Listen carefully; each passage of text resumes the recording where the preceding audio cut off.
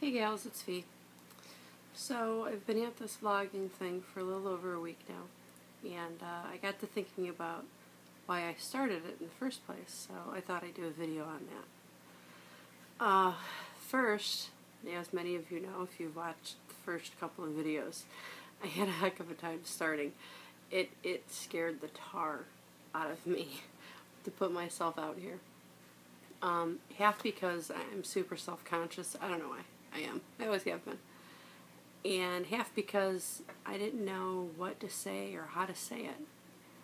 And I guess there's three parts to this. Now that I think about it, it really scared me to know that anyone in the world could just pull this video up if they typed in the right words into the search engine. So yeah, that's the one that I think that got me the most, now that I think about it. But then I had some rough TTC stuff happen to me, and the friend who kept telling me, do it, it'll help, reminded me again of what she's been telling me for quite a while. So here I am, a little over a week in, and I've got something like, what, 8 or 9 videos? That just blows my mind. It really does. I was told vlogging can be addictive, that making the videos can really become addictive, and now I see why. Once you get past the initial fears, you can't seem to get everything out fast enough that you want to say. So yeah, you end up making videos upon videos upon videos, and then you have 7 or 8 videos in a matter of a week. I guess I kind of underestimated that. And it does make me feel better. Sometimes temporarily. Sometimes much longer than that. So it's worth it. It is. You know, for me, I do have real life support, but it can be weird at times. And to someone who is like me, someone who thinks way too much, who can't turn her brain off,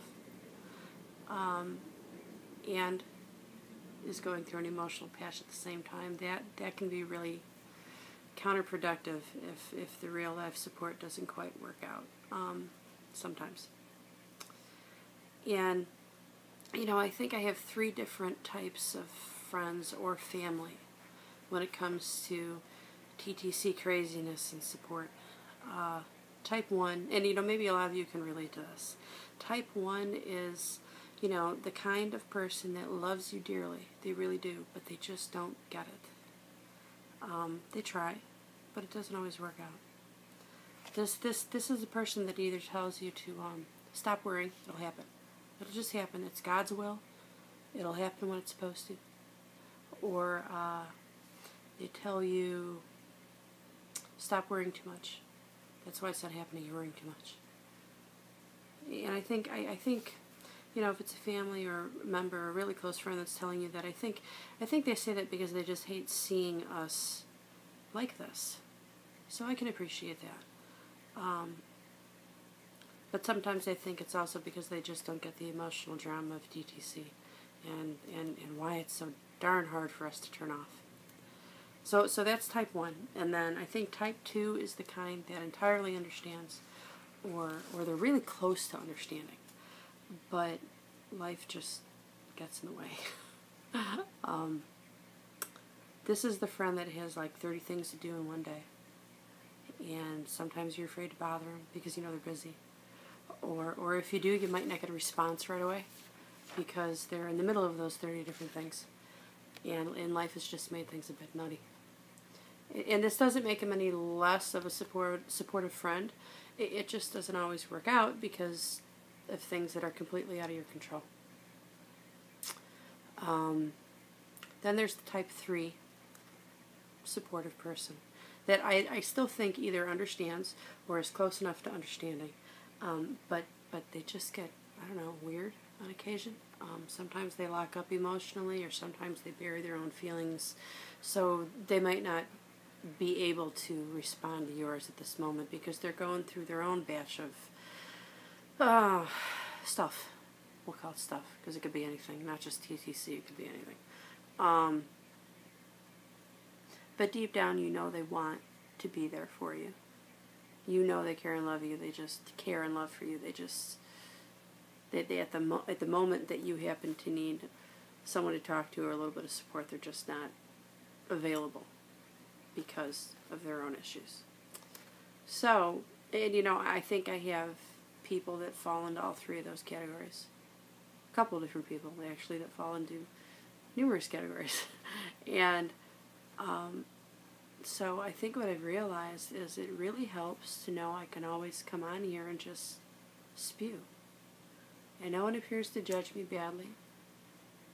And you wonder if people always seem to have something to comment with. Either support or understanding. Or my personal favorite is when someone says, oh yeah, I feel exactly the same way. Because then it makes me feel normal. It doesn't make me feel like that oddball person with all these infertility problems when the rest of the world can seemingly get pregnant by osmosis or something.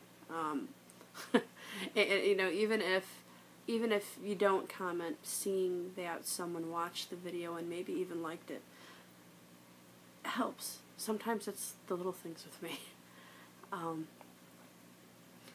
The first video I put out, geez, it was short and I was scared to death.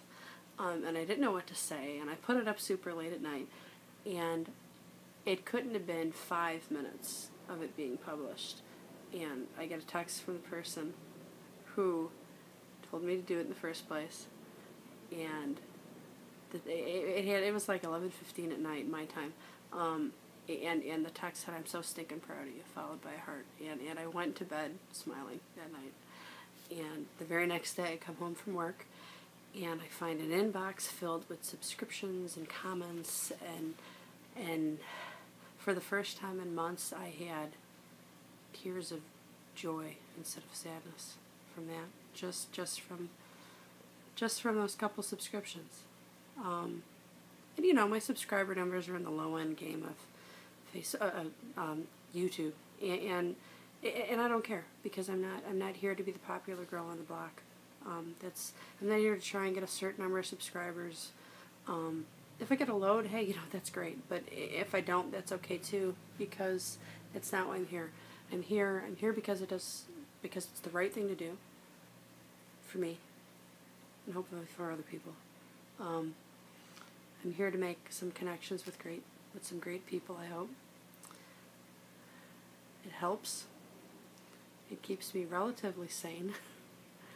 And it lets me get it all out. It lets me get whatever's on my mind out. It doesn't matter what it is. And it gives me a sounding board that sometimes responds, which is better than talking to walls by a long shot. I don't have to talk to myself to try and talk myself off that proverbial ledge. It's not talking to myself. I might be talking to myself while I'm making the video, but I know as soon as I hit that upload button, I won't be anymore, because all of you will be here. And it warms my heart to know that my rambling might help someone else out there. If I can help someone to know that their TTC feelings are normal, then that makes all the initial fears I had worth it. It really does. So if you're out there, hiding in the shadows, I'm calling you out. There are people on here that honestly want to hear your story. They want to help. They want you to feel better. And they want you to know you're not alone. I've learned that in only a week. And if you're out here already, listening to me ramble again, I'm going to say thank you again. And I'm going to keep saying it. Because if I've learned anything through this journey of TTC, it's not to take anything for granted. So thank you from the bottom of my heart. Thank you.